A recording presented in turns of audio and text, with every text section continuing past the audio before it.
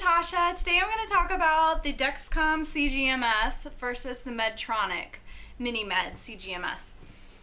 And first of all, I will say that when I had the Medtronic MiniMed, I hardly ever wore it because it was so painful. So I didn't get to know the features very well because I hated wearing it. I just hated the pain. I hated the insertion process. It just was awful to me and I despised it. And even though we had the supplies, it just made me sick to think about wearing it. So I hardly ever wore it. And my husband would try and get me to wear it, remind me of, you know, how great it is to know about the patterns and stuff. And I was like, I don't want to wear it. It hurts. So even knowing all the great things that I could know using a CGMS, I never wore it when I had the MiniMed. I won't say never, I did wear it sometimes. So some of the features I'm not as familiar with as I could be, simply because I hardly ever used it. So apologies in advance for that part. But so as I mentioned, the biggest thing is the pain factor. Putting the Medtronic in, it was painful and it was just like this this process I did not like going through. Once it was on, you didn't know if it was going to stay on. I had to wear extra tape to try and get it to stay on because it would often, you know, I just felt like it was going to fall off all the time. And it hurt. So with the Dexcom, putting it in is painless. Wearing it is painless. I've never had pain with it. Maybe one time when I put it in a spot that didn't work as well. I think I tried to wear it on my side, very on my side, and that hurt when I was sleeping and would like hit a nerve or something. But that's the only time, and I wear this constantly. I love it. And so that's just a huge difference for me, is the pain factor.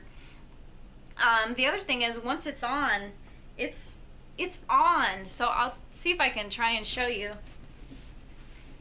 I don't know how well you can see that.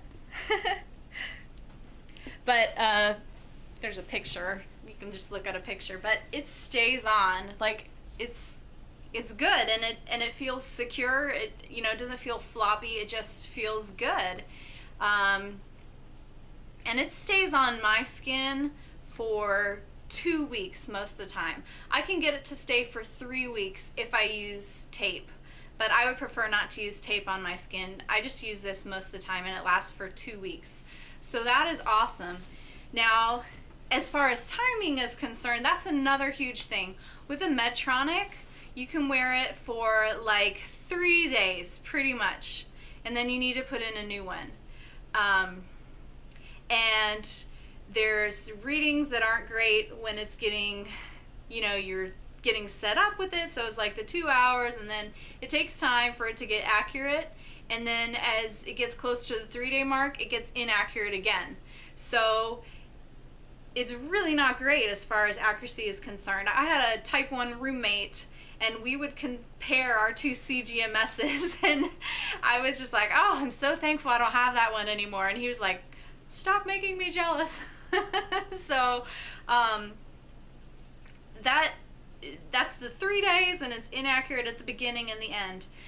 The Dexcom gets more accurate the longer you wear it. So at 2 weeks, it's more accurate than it was at 3 days. And then if you wear it for 3 weeks, it's even more accurate. This thing is awesome as far as accuracy is concerned. You know, I test it with my meter, and it's like it's spot on. You know, it does lag behind because it's not a blood test. You know, it's like 5-minute, 10-minute delay. However much a lag is just in any kind of CGMS, because you're not pricking your finger. It's from your it's under the skin there. But great as far as accuracy is concerned. Now, I do have times where I will get question marks with this. So they said some people's bodies are just more have more problems with it, but some people never get question marks. I tend to get them a lot. And what will happen is, usually when I first put it in, it's like the first day I'll get some time where it's question marks. And what it means basically is it's trying to get adjusted. It's a little confused, so it'll have the question marks. My problem was that I would end up trying to calibrate it to help it, and it made it worse. So apparently you're not supposed to put in any blood sugar readings while you have the question marks. So now that I know that, I'm not getting the question marks for as long. But usually it's like the first day I'll get some question marks. Not all the time. Sometimes it happens, you know. But Dexcom is really great if you do have the question marks for 3 hours. They'll just send you a replacement, not sensor, whatever the thing is called that you put that you put the sensor in. Sorry, I'm not great with terminology, but they send you a new one, then you the sensor is what you replace like every year or something like that. But anyway, if you get question marks for 3 hours, they'll replace it, and so that's not an issue. And especially if you can wear it for 2 weeks or even 3 weeks, it's really not a big deal to get the question marks. And like I said, it's person dependent, and not everyone gets them. They said it could be due to something about your skin. Who knows? So that's probably like every 3 or 4 times that I'll change it, I'll get some question marks, and it's usually gone by day 2.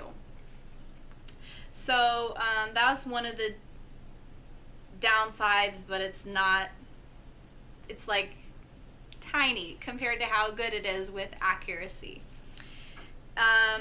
Okay, so another thing, when I was wearing the Medtronic, I liked that everything was all in one. So that was a plus for the Medtronic Mini Med, is there's the pump and the CGMS together. And so I really didn't want to go to 2 different devices, the pump and the CGMS. But I think there are pros and cons to both. So with them together, obviously it's together. You only have to have one thing on you, you know, one device, and I mean, it's just obvious why you would want them to be together, and you can have your readings and calibrations and everything all together. Now with the separate ones, the pro that I have found is that I don't have to reach inside my clothing to turn off alarms when they happen. And usually I always wear my insulin pump pretty much all the time. I'm wearing my insulin pump somewhere in my clothing, and it's usually in a place where you don't want to reach in public. So like, you don't want to reach in your bra, you don't want to reach down in your pants or whatever. So it's always hidden somewhere, and so having the Dexcom separate is something that I have come to like. I like having this outside my body because I like having the alarms on so I can know what's going on. And it's just more convenient to look at it if it's outside of my body. So you could obviously wear your insulin pump outside of your body, but you know, and guys will wear it on their hips, so it's not a big deal, you know, like on their belt. But I don't like to do that because it makes a bump there if I have a shirt hanging over it. So it's probably not as much of a thing for guys as it is for a girl. I like having them separate. Now, once they get integrated, the Animus and the Dexcom, I will probably like that too. So I think either way is good, and they both have their, you know, it's both can be good. And as far as that's concerned, I just wear this. I put this strap on that I used to use for triathlons. It's like for a race chip, and I just wear it on my arm. And people always think like it's one of those pedometers, or like it's keeping track of my steps or my activity or whatever, or an iPod or a phone or something. No, it's my Dexcom. So I just check it like when I'm out walking, and it's great. You know, for a while I wore it on a lanyard around my neck, and I just found that I like this better, just wearing it on my arm. And okay, Gotta check my notes.